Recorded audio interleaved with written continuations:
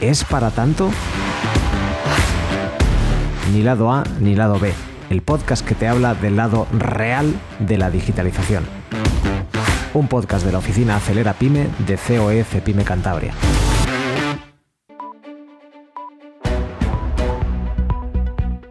El FMI admite que la inteligencia artificial destruirá o modificará el 60% del trabajo en Occidente.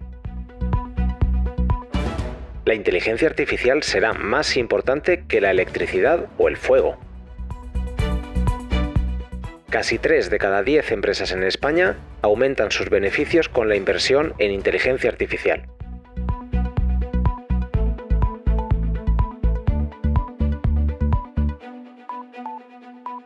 Cada mañana, la mayoría de nosotros nos despertamos con titulares o comentarios en redes sociales que se parecen mucho a estos que acabamos de escuchar, que están sacados al azar de algunos medios de comunicación reales.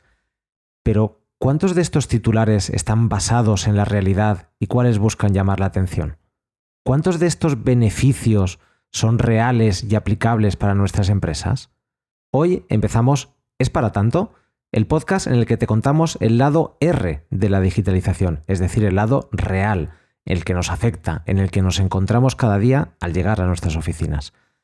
Sean exagerados estos titulares o no, está claro que la inteligencia artificial es, sin discusión, el tema más comentado, consultado y en muchas ocasiones probado por las empresas españolas. ¿Pero es una moda? ¿Es una verdadera revolución? Es difícil hacer una predicción en este momento para estas preguntas, pero todo indica que no es que haya llegado para quedarse, sino que a día de hoy posiblemente no somos capaces ni de imaginar en qué se puede acabar convirtiendo la inteligencia artificial. Bienvenidos y bienvenidas a este primer episodio de ¿Es para tanto? Un podcast de la oficina Acelera Pyme de la COE Pyme Cantabria. Mi nombre es Chema Martínez Pastor y estoy encantado de que me acompañéis en el programa de hoy.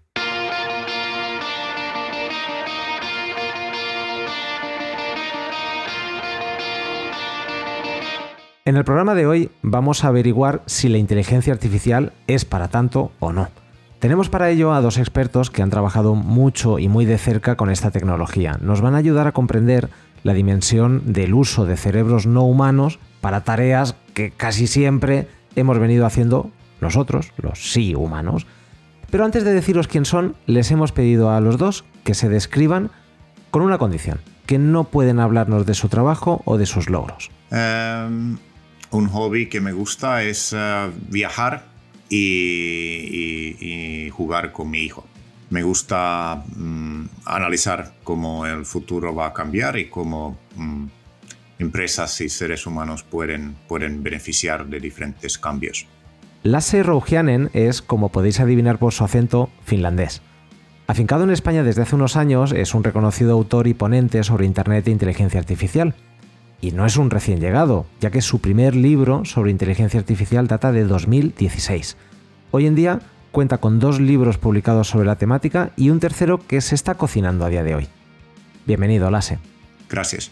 Además, contamos con otra invitada que, al igual que Lasse, se va a presentar ella misma. Yo soy una persona que me gusta siempre romper esquemas y romper barreras, ganar una olimpiada de física y estudiar filología, pasar después de la universidad a la empresa, en fin, pues todo lo que no se suele hacer lo he hecho y al final la conclusión es que estoy muy contenta de haberlo hecho. Pues aparte de temas familiares, me encanta bailar.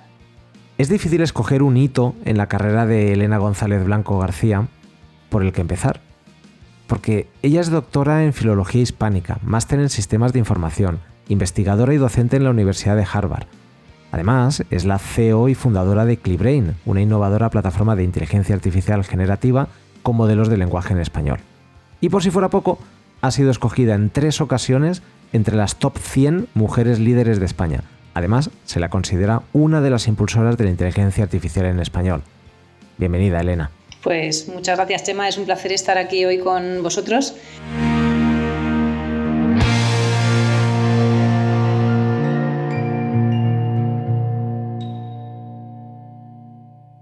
Pues para empezar la charla de este primer programa me gustaría empezar con las bases, ¿no? Plantearos una pregunta que nos lleva a el inicio del por qué hacemos este programa. Como decíamos en la entrada, queremos hablar y conocer el lado real de la inteligencia artificial, porque ya todos conocemos los beneficios, los peligros de la inteligencia artificial, los grandes titulares, ¿no? Pero ahí abajo, en la calle, hay empresarias, hay empresarios, hay trabajadores que cada día tienen que sacar adelante proyectos o negocios. Por eso vamos a empezar la charla hablando de ellos, ¿no? Vamos a ir un poquito más allá de esos conceptos que hemos oído mil veces. Sí, la inteligencia artificial te hace mejorar la gestión, te ahorra tiempo, te puede ayudar a generar ideas, etcétera. Vale, creo que las bases las tenemos bastante claras. Pero ¿en qué creéis que es diferencial para las empresas y profesionales la inteligencia artificial? ¿Cuál es la verdadera razón para incorporarla en un esquema de trabajo? Elena, por ejemplo, ¿cuál es tu visión? Pues mi visión es que frente a otras innovaciones tecnológicas como han sido pues desde las arquitecturas de Big Data o de todos los cambios que se han ido incorporando en los últimos años, este es un cambio que en lugar de partir de la tecnología parte del negocio. Es decir, más allá del cambio tecnológico es un cambio transformacional que impacta a la cultura de la empresa y no solo a las personas de los trabajos, sino a la forma de hacer las cosas. El cambio que hemos visto, sobre todo en este último año, pero que ya se venía gestando en los últimos 5, ha sido un cambio de experiencia, ha sido un cambio de usuario. Nadie sabía nada de inteligencia artificial o era algo que pillaba muy lejos y de pronto nos hemos dado cuenta de que hasta un chaval que va al colegio y hace los deberes utiliza ChatGPT. Entonces, el grado de experiencia de usuario, de accesibilidad para cualquier tipo de persona, tenga o no un ordenador, unos conocimientos informáticos, pues hace que de pronto la inteligencia artificial esté al alcance de todos y que además pues genere cierta curiosidad y cierta necesidad a la hora de esa urgencia de implementación. Uh-huh. Y en tu caso, Lasse, ¿en qué crees que es diferencial la inteligencia artificial para empresas normales? Bien, bueno, es justo continuar lo que mencionaba Elena y es entender que antes teníamos inteligencia artificial tradicional, donde necesitamos como un equipo muy técnico para aplicarlo en empresas y necesitamos datos. Esto muchos pymes españoles no tenían y no tenían conocimiento de cómo empezar. Pero en 2023 llegó ChatGPT, o un poco antes, pero realmente durante todo el año se empezaba a usar ChatGPT y como dice Elena, ahora cualquier persona lo podía empezar a usar. Entonces, esto es como una gran democratización y es una gran oportunidad donde yo veo que cada persona que usa portátil tiene que usar ChatGPT de pago o Microsoft Copilot de pago, por ejemplo, para tener lo que tú dijiste en la introducción muy bien. Primero tenemos productividad, después tenemos innovación, nuevas ideas, mejoras de productos, etc. Y la tercera es, vamos a disminuir gastos, que es muy importante, ¿no? Pero termino haciendo hincapié que las empresas les falta como un roadmap, ¿no? Un camino de cómo empezar y tal, porque esta herramienta vino para todo el mundo, no era una herramienta para empresas que dirían, hey, estos son los 5 pasos que tienes que hacer, ¿no? Y eso es el desafío que las empresas tienen. Tienen quizás cuenta de ChatGPT, pero no tienen ni idea cómo empezar a sacar valor de ello. Sí, es un tema, por un lado habéis hablado de barreras de entrada o de utilización que democratiza, ¿no? Y que hace que todos lo puedan utilizar en igualdad de condiciones, pero al mismo tiempo esa facilidad hace que no haya, entre comillas, normas, ¿no? Y que sea, no sé, tan versátil o tan adaptable a cada uno, ¿no? ¿Creéis que hay algún uso para la empresa del cual no se está hablando y que puede ser diferente, que lo conozcan? Elena. A ver, creo que los usos dependen muchísimo de la tarea, del tipo de trabajo. Al final, los usos de la inteligencia artificial, dado que estamos hablando de lenguaje, son infinitos prácticamente. Allá donde hay texto o donde hay voz, podemos utilizar esta tecnología que lo que hace es ayudarnos a procesar ese lenguaje o esa imagen en el caso de los modelos de imagen. Aquí, lo que yo creo que es muy importante al hilo de lo que comentas es el tema formativo.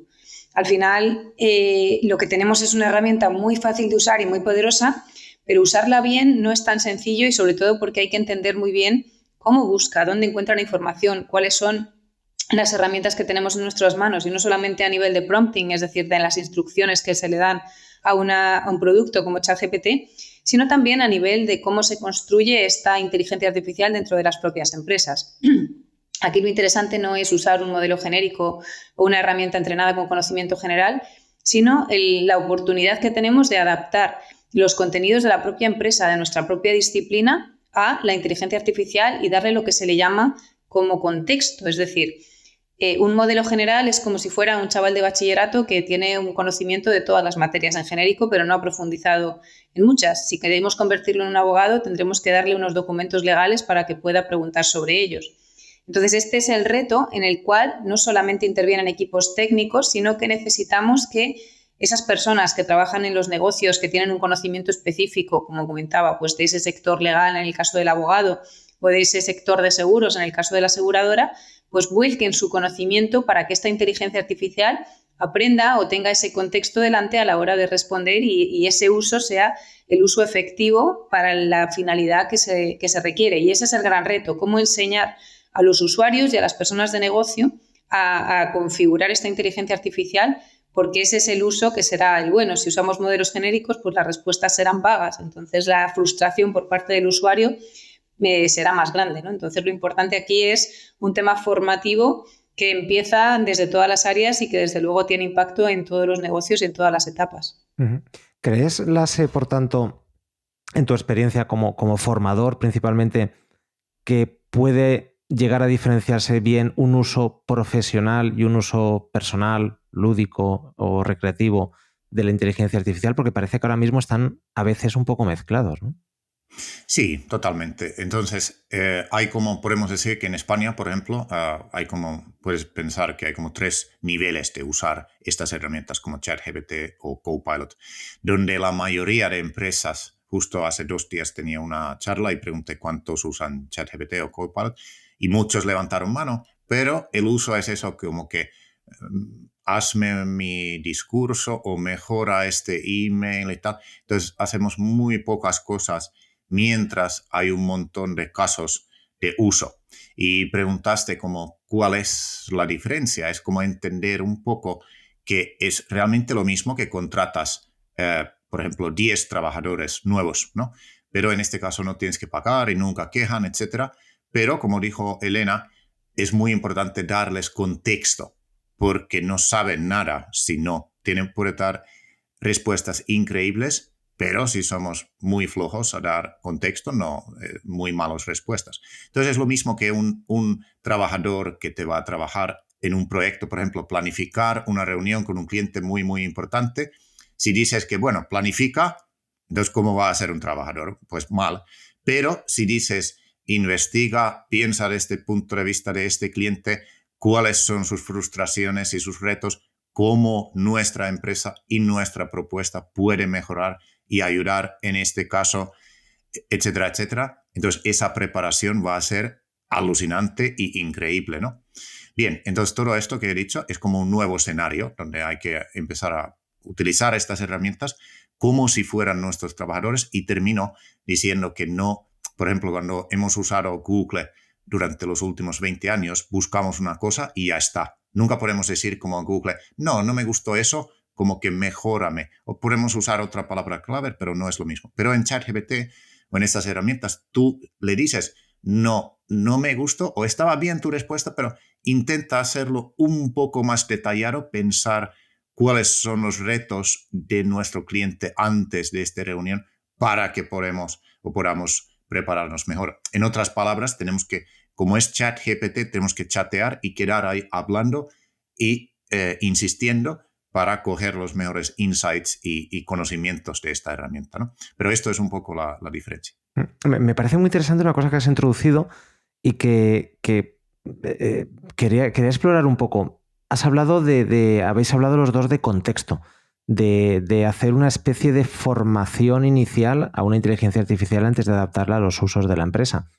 Hay un concepto en recursos humanos que se está poniendo muy de moda ahora, que es el onboarding, que es la formación inicial y la transferencia de valores y de mecánicas internas de la propia empresa para que un trabajador con cierto potencial explote o pueda explotar ese potencial dentro de la empresa.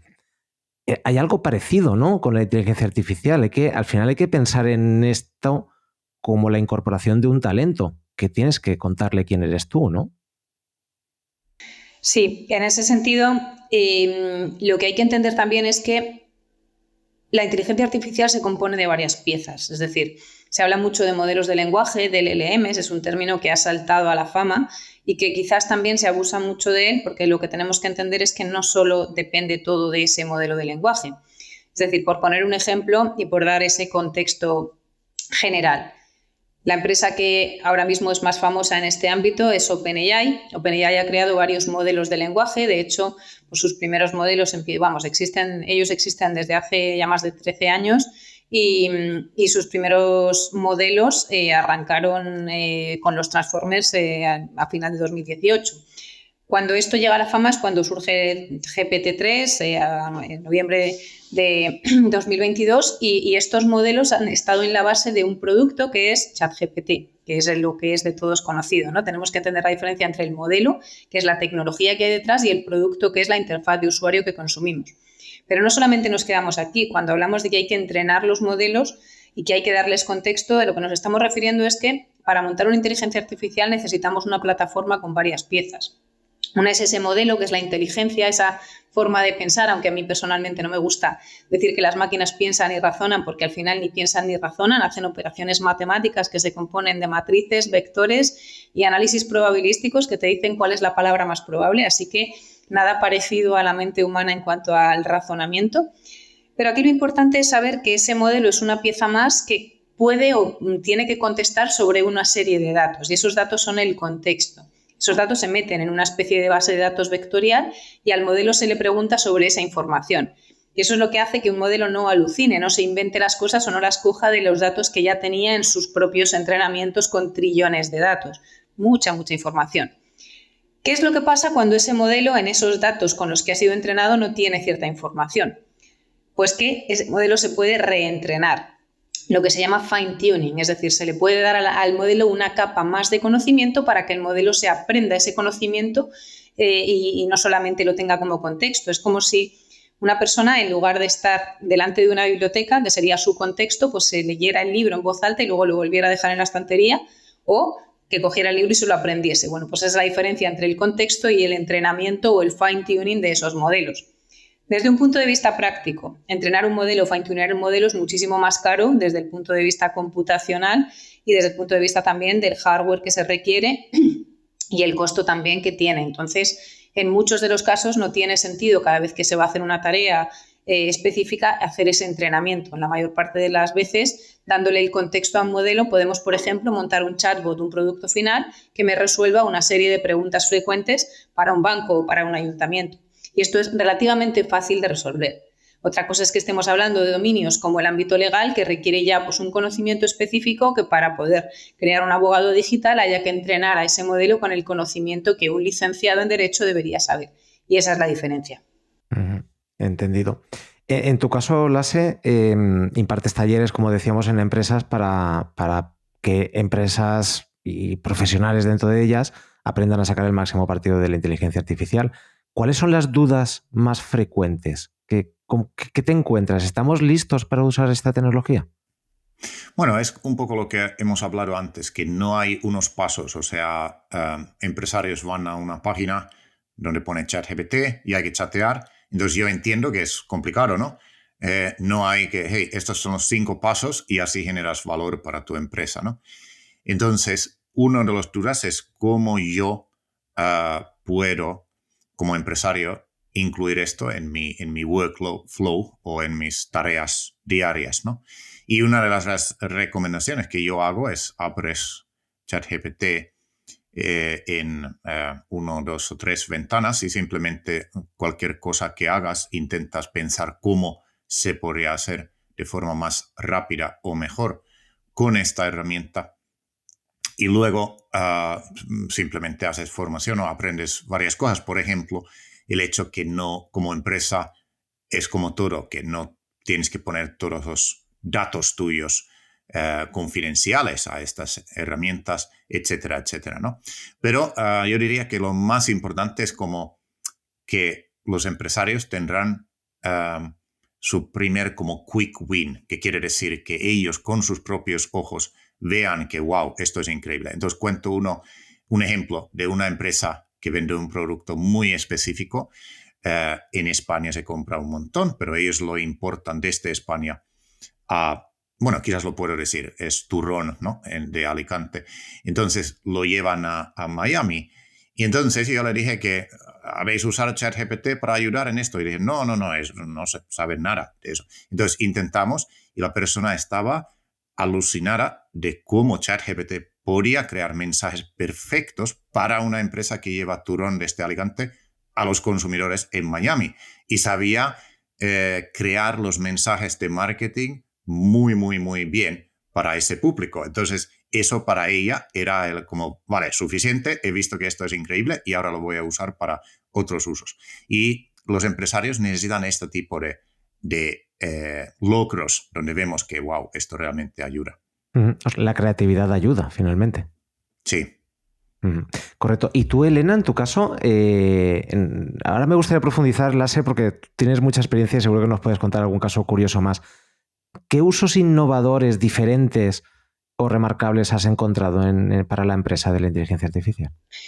Pues mira, yo llevo trabajando en estos temas toda mi vida porque como lingüista pues estaba trabajando antes de que surgiera la inteligencia artificial generativa y viendo pues los casos de uso que servían para cosas que hemos visto pues que de pronto han dado un giro de 360 grados, como puede ser toda la transcripción de una conversación de call center con unas características pues prácticamente perfectas, corrigiendo fenómenos que tenemos en español pues, como el ceceo o el seseo, y siendo capaces de resolver problemas que han tardado años en resolverse, pero además siendo capaces de extraer insights de esa conversación, resumir una llamada, sacar los principales problemas. Es decir, esto estamos viendo que es algo que ha evolucionado mucho y con el salto a la inteligencia artificial generativa, que es lo que ha hecho que todo el mundo de pronto esté hablando de estos temas, pues se ha visto que esta investigación y estos modelos de Machine Learning tradicional de pronto han aportado una información cualitativa que antes pues no era posible, era mucho más analítica, mucho más predictiva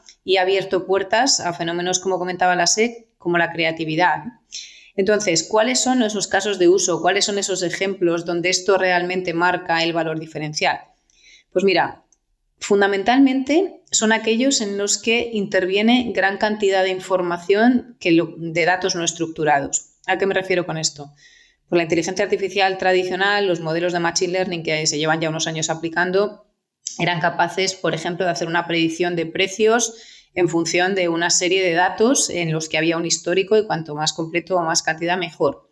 Pero eran unos datos estructurados, regulares, metidos en un Excel y capaces de estar organizados. ¿Qué pasa con el lenguaje? El lenguaje es el gran disruptor de todo esto porque hablamos de una forma pues, completamente peculiar. Entonces, si miramos un chatbot de hace un año y medio y miramos un chatbot ahora mismo, lo que vemos es que la conversación que antes se hacía por intents, es decir, convirtiendo cada frase pues, en una especie de regla fija donde si uno pedía una pizza de 3 formas distintas, a la cuarta el bot se atrancaba, ahora es una experiencia conversacional. ¿Qué quiere decir? Pues, por ejemplo, me pedías un caso donde hay impacto. Yo voy a comprarme un coche en un concesionario. Antes, en un bot tradicional o en un sistema de un buscador, yo le decía que era un coche de 4 puertas y de color azul. Ahora puedo llegar a un sistema conversacional con inteligencia artificial generativa y le puedo decir, tengo 4 hijos y un perro y me gustaría el campo el fin de semana. No he mencionado la palabra coche, no he mencionado el tamaño, no he mencionado nada y el sistema me puede recomendar un todoterreno de un tamaño grande y familiar. ¿Qué quiere decir esto? Pues que trabajamos con contexto, no trabajamos solamente con la palabra, el sinónimo y con todo medido, sino que habiendo entrenado el modelo con grandes cantidades de datos, pues el modelo es capaz de realizar esas deducciones. Y esto nos abre muchísimas puertas. En búsquedas, por ejemplo, donde yo creo que hay una oportunidad gigantesca de entrar en una gran base de datos de conocimiento, como son los buscadores, y poderles dar ese sentido para que adivinen un poco qué es lo que yo quiero encontrar y no solamente me busquen esa búsqueda literal, sino que busquen en un contexto muchísimo más amplio en el que no solamente encuentro sinónimos, sino cosas relacionadas por determinadas fórmulas. Esto es lo que se conoce como búsqueda semántica, que nos abre muchísimas puertas a la hora de utilizar estas interfaces conversacionales para buscar información sobre cualquier cosa. Creo que es un caso de uso importante y trasladándolo a las empresas, pues consiste en cogerse todo el histórico de datos, correos electrónicos, conversaciones, documentos, juntar todos estos datos en un mismo lugar y poder hacer preguntas sobre cualquier cosa y tener respuestas además de diferente tipo. Esto abre unas puertas y unas oportunidades enormes. Y lo mismo con la documentación. Hablábamos antes de textos, de contratos, de documentos legales. Cuando hay mucha documentación específica, buscar información en estos documentos era complejo. Se hacía la búsqueda típica de control F por palabra y cuando uno no buscaba la palabra adecuada podía hacer una búsqueda de información de cripto, pero no encontraba blockchain, ¿no? Entonces, bueno, pues ahora mismo esto nos da unas posibilidades no solamente de buscar, sino de resumir, comparar, generar documentación y trabajar con muchísima información que habitualmente se procesa a mano, que supone no solamente un ahorro de costes y de tiempos de las personas, sino también un impulso cualitativo al trabajo que puede hacer una máquina y que reconsume mucho tiempo realmente. Entonces creo que la gran oportunidad está también aquí, ¿no? Y quizás es menos sexy de lo que uno piensa, porque todo el mundo piensa en la inteligencia artificial como algo que me genera una imagen o que me crea un post de blog de marketing, que eso está fenomenal, pero la realidad es que la aplicación muy efectiva a casos de uso reales es cuando entramos en este ámbito de cuánto tiempo pierdes en buscar información o en leer documentación o en escuchar conversaciones de un call center o todo este tipo de tareas que consumen muchísimo tiempo y pueden ser no sustituidas, pero muy ayudadas por esta tecnología. Uh-huh. Voy a darle la vuelta a la pregunta y voy a enfocar el siguiente tema de conversación al revés. ¿Os habéis encontrado algún caso en el que alguien os haya planteado un problema al que se ha enfrentado en su empresa o una situación que quería resolver y os ha pedido ayuda para decir, oye, ¿cómo puedo utilizarlo o resolverlo con la inteligencia artificial? Y hayáis pensado, quizá lo podría resolver de otra manera que no fuera con el uso de inteligencia artificial. Lasse, ¿te has encontrado tú este panorama alguna vez? Es muy interesante pregunta. No realmente, porque el hecho es que quizás no hay cosas que no se pueden resolver totalmente, pero lo bueno es que, por ejemplo, ChatGPT puede ser tu consultor y tu coach y puede darte ideas de dónde buscar solución, etcétera, ¿no? Quizás no totalmente, porque si está muy involucrado que tienes que negociar o hablar un montón con tus trabajadores, si es algo muy, muy conflictivo, algo muy emocional, por ejemplo, entonces ahí es más complicado, pero puede ser como tu consultor y tu coach que te ayuda un poco y te da ideas y brainstorming y tal. Entonces la respuesta directa es no. Pues yo fíjate, pero al contrario, sí que me he encontrado con casos en los que se quiere aplicar la inteligencia artificial generativa para todo y la inteligencia artificial generativa no sirve para todo. Es decir, hemos pasado del escepticismo absoluto a creer que la inteligencia artificial es algo que es mágico, se enchufa, funciona solo y de pronto va a cobrar vida propia y a resolver todos los problemas. Entonces, lo que hay que entender muy bien es cuáles son los usos y las aplicaciones. Hay cosas para las que funciona muy bien y hay cosas para las que no funcionan muy bien. Y todavía queda mucho recorrido. Es decir, los ejemplos que ponía antes pues son ejemplos en los que hemos visto que hay un potencial impacto grande en mejoras de resultados. Pero ¿cuáles son los problemas que nos encontramos en la realidad? Cuando hablamos, por ejemplo, de documentación, es que la documentación no está en texto y los modelos a día de hoy todavía diferencian mucho lo que es procesar un texto, procesar una imagen o procesar un sonido. No es lo mismo procesar un píxel que procesar una onda sonora, que procesar una cadena de caracteres alfanuméricos, que es lo que es un texto realmente. Un chatbot, por ejemplo, combina estas dos tecnologías, el sonido y los textos, y transcribe también. Esto quiere decir que cuando hablamos de un sistema de documentos donde tengo que buscar información, cuando empezamos a meter tablas o números, los modelos de lenguaje se pierden, porque ya no hablamos solamente de lenguaje, hablamos de operaciones matemáticas. Entonces, me he encontrado casos en que de pronto pues a un modelo de lenguaje le meten un Excel, le piden que haga el forecast y cómo va a quedar la empresa y que haga un informe de resultados financieros y el resultado es un desastre absoluto. ¿Por qué? Porque no estamos utilizando la tecnología adecuada para resolver el problema específico, porque el tipo de datos que estamos introduciendo no es el adecuado.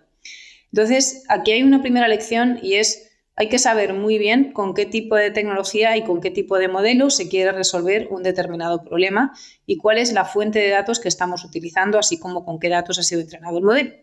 Eso por un lado. Hay cosas, pues de lo más sencillo, que un modelo pues contesta mal y muchas veces porque han sido entrenados en inglés. A ChatGPT le preguntabas dime 3 provincias en español que tengan las letras IA y respondía mal porque simplemente la traducción del inglés pues no refleja bien los hiatos, es decir, son tonterías pero que pueden causar pues cierto tipo de nerviosismo a la hora de analizar ciertos resultados, ¿no? Y yo siempre le digo a mis hijos, no hagáis los deberes de lengua con ChatGPT porque pueden salir cosas raras, ¿no?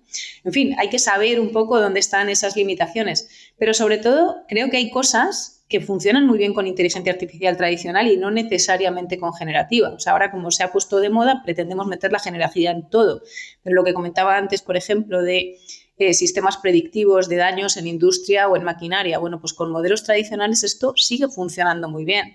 Sistemas de predicción de precios, lo mismo, o sea, hay algoritmos de machine learning, de regresión lineal y fórmulas que desde el punto de vista de data science tienen unos resultados estupendos y no hay por qué sustituirlo porque además meterían más ruido en el sistema.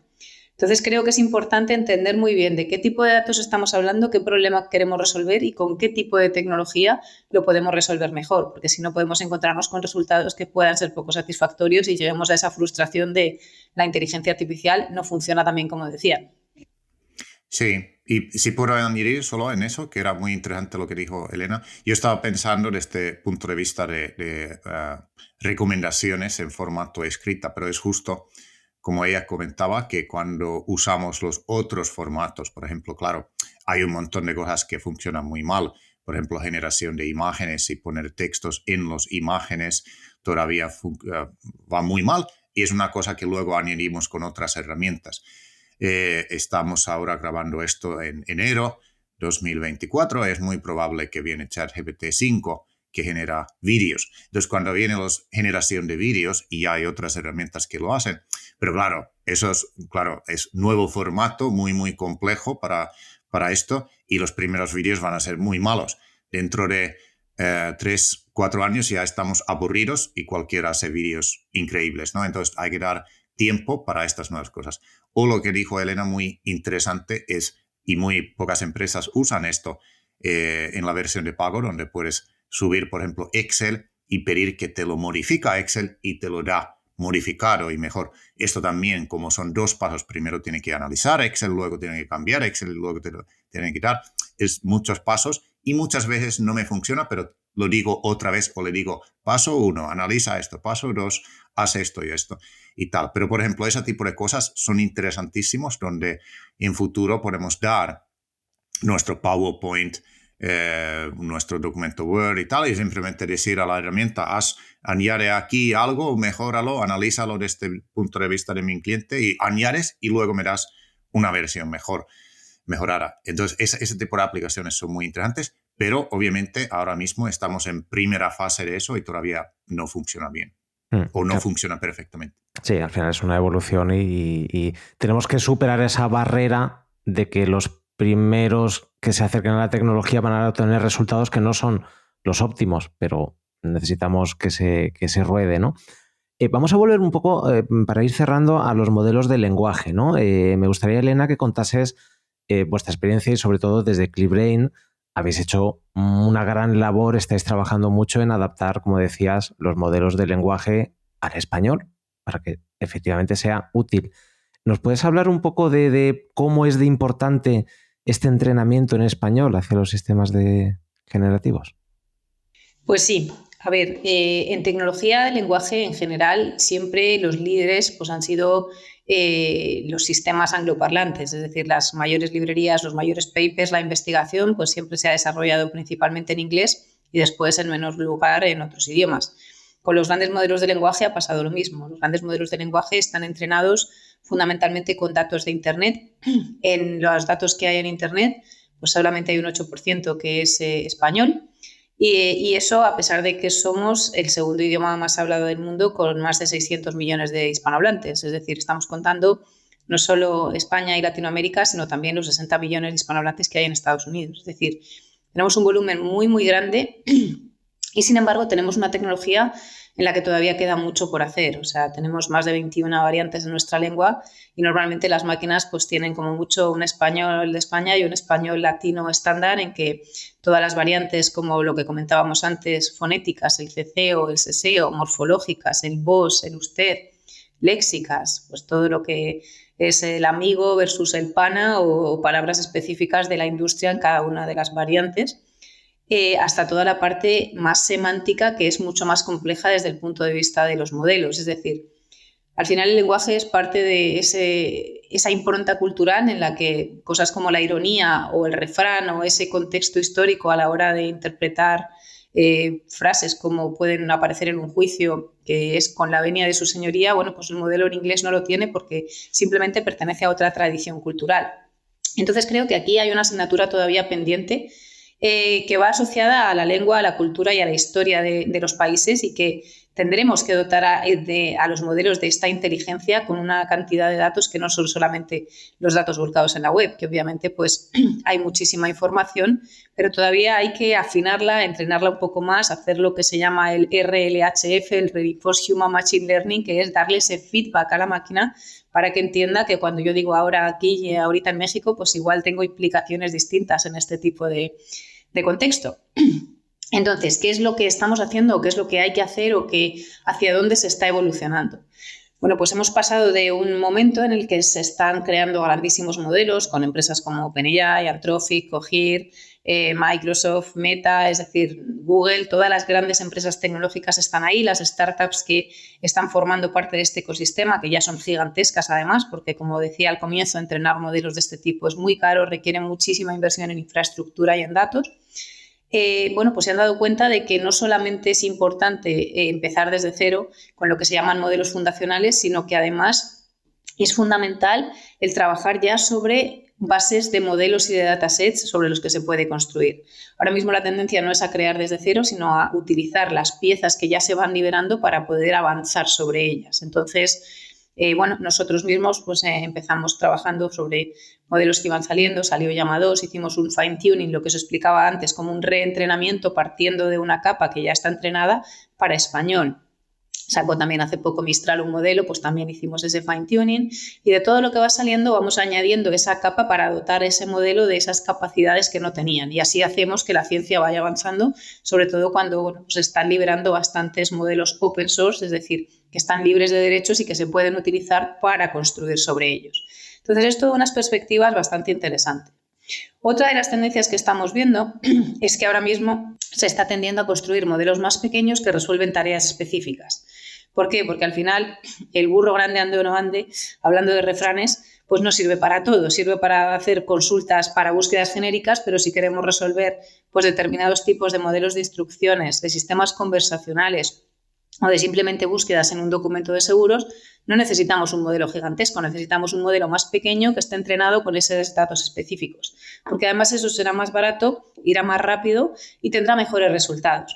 Entonces, se está trabajando mucho en la creación de modelos más pequeños, en lo que se llama cuantización de modelos, que es optimizar esos grandes modelos para que puedan correr en dispositivos como puede ser un teléfono móvil, y esto no solamente es un ahorro energético, sino que también habilita pues, que en muchos lugares donde principalmente se accede a la tecnología a través de teléfonos móviles, pues pueda poder desarrollarse esta inteligencia artificial. Entonces, lo que quiero decir con esto es que no solamente pensemos en modelos, sino que ahora mismo la inteligencia artificial es un sistema de piezas en que cada una de las piezas supone un avance científico que va superando todo lo anterior. Y lo que vamos a ver en los próximos meses, y coincido con lo que decía antes la SE, es que todos estos avances se van a ir superando. O sea, igual que lo hemos visto en los últimos 12 meses, que han sido una locura, pues ahora en los próximos tenemos ganas de ver ese vídeo a tiempo real, ese audio, esos sistemas conversacionales que de verdad funcionen y esos avances en estos pequeños modelos que vayan haciendo cada vez mejor estas tareas.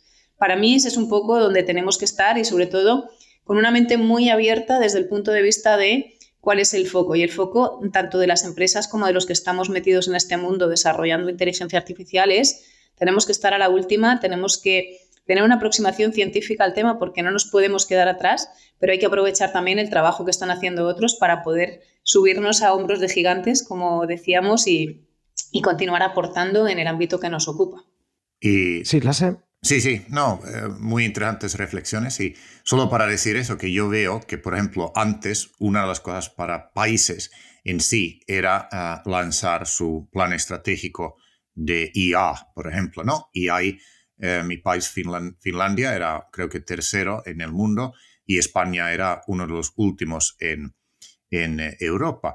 Ahora mismo yo veo que lo más interesante es justo en lo que dijo Elena, esto de desarrollar los modelos o herramientas podemos llamar, pero los que nos hacen independientes de los americanos o cualquier otro que hace. Entonces, hay que tener un poco de vista hacia futuro y pensar hacia dónde va esto.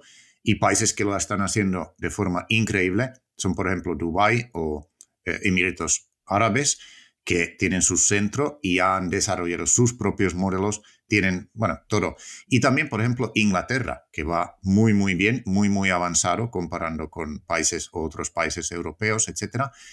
Y, por lo tanto, en futuro necesitamos como diferentes modelos de lenguaje y herramientas que funcionan y que alguien ha validado que, hey, esto funciona para temas de leyes en España, ¿vale? Y lo ha sido validado por, no sé, Estado español y tal. Y así los ciudadanos pueden confiar en esa herramienta y los abogados, etcétera, y todo eso avanza la sociedad de forma increíble. O, por ejemplo, necesitamos uno en el campo de medicina y salud, etcétera.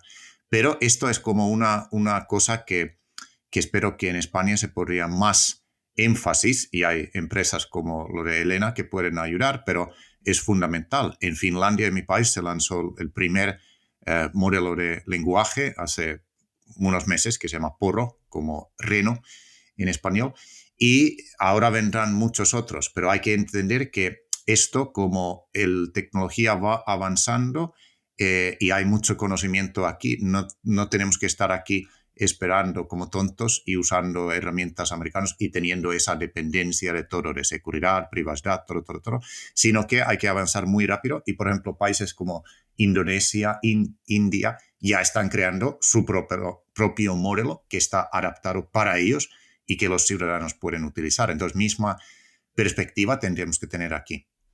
Sí, y añadir a esto también que no solamente los que has mencionado, sino que también en Europa tenemos ejemplos bastante notables. Es decir, el avance que está teniendo Francia en inteligencia artificial está siendo absolutamente alucinante. No solamente por el ecosistema de startups que se están creando, de donde han salido unicornios que ya son una referencia mundial como Mistral, porque además el gobierno pues, está apoyando muchísimo pues, el que todo esto salga de los centros universitarios y vaya también a las empresas, a las startups, y se cree ese ecosistema de innovación que es lo que hace que lugares pues, como Israel pues hayan tenido el desarrollo que han tenido en este ámbito, ¿no? Entonces, pues eso, Israel, Japón, Corea, tenemos a Francia intentando posicionarse también a este nivel dentro de Europa y también Alemania con empresas como Aleph Alpha, que también está contando con una inversión de más de 500 millones de euros en todo lo que es desarrollo de modelos de lenguaje que obviamente tienen pues una variante lingüística que va muy asociada al país, a la cultura y a todos los datos con los que estos modelos están siendo entrenados y que después van a aplicarse a las distintas industrias y a los distintos ejemplos para poder aprovechar ese conocimiento. Entonces, creo que tenemos muchísimo que hacer. O sea, creo que en España tenemos mucho que hacer, no solamente como país dentro de Europa, sino también por el tema lingüístico, porque hay una oportunidad muy grande de, bueno, pues de mejorar esta tecnología y sobre todo de adaptarla pues, a nuestra forma de pensar, a nuestra cultura y a todo el histórico de datos y de riqueza que tenemos, que todavía pues, no forma parte de toda esa inteligencia artificial. Así que los primeros que tenemos que contribuir a esto somos nosotros. O sea, al final la inteligencia artificial es una herramienta potentísima, pero como decía Marvin Minsky, el fundador del primer laboratorio de inteligencia artificial del MIT, los robots heredarán la Tierra, pero sus padres seremos nosotros. Así que tenemos que dejar de tener esos miedos y hacer ese papel de padre del robot y empezar a enseñarle qué es lo que se tiene que aprender y para qué. Y esto es importante y lo tenemos que hacer desde el negocio, desde nuestra cultura y desde nuestro ecosistema si queremos que al final la inteligencia artificial sea nuestra de verdad.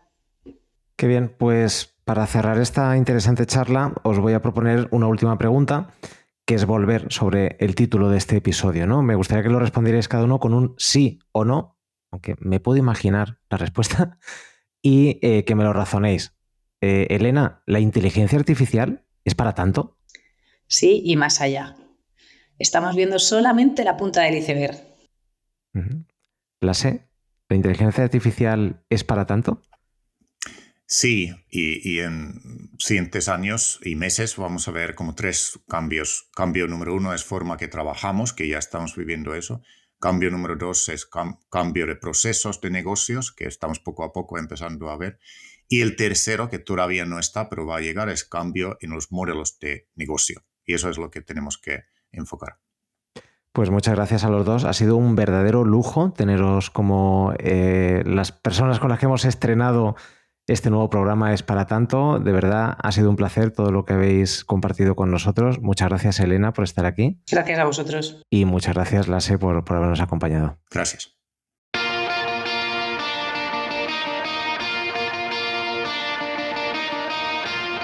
Y a todas y a todos los que nos habéis acompañado, gracias por estar ahí, que hacéis posible este programa.